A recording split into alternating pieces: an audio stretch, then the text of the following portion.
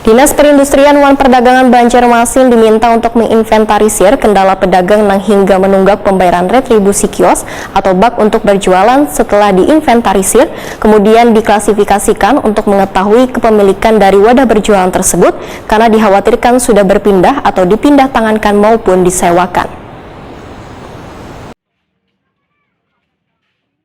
Dinas Perindustrian Wan Perdagangan Banjarmasin diminta untuk menginventarisir kendala pedagang hingga menunggak pembayaran retribusi kios atau bak untuk berjualan. Setelah diinventarisir, kemudian diklasifikasi untuk mengetahui kepemilikan dari wadah berjualan tersebut karena dikhawatirkan sudah berpindah atau dipindah tangankan maupun disewakan, sehingga terjadi putusnya komunikasi antara pedagang dengan instansi yang menangani permasalahan pasar. Jika sudah dilakukan klasifikasi, maka instansi terkait akan lebih mudah dalam melakukan pendekatan pada pedagang yang menempati kios atau bak tersebut. Demikian dipedakan anggota Komisi 2 DPD Banjarmasin Awan Subarka, Takuni Prima TV tengah hari Senin 3 Januari 2022.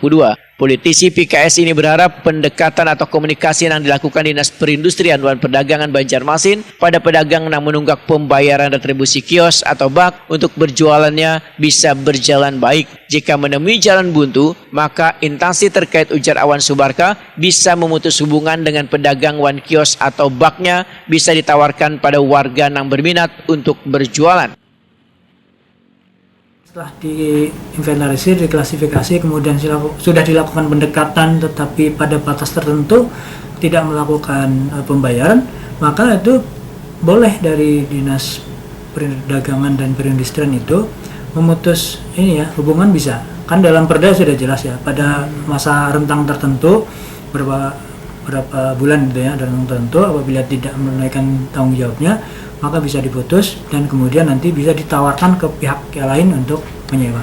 Itu boleh.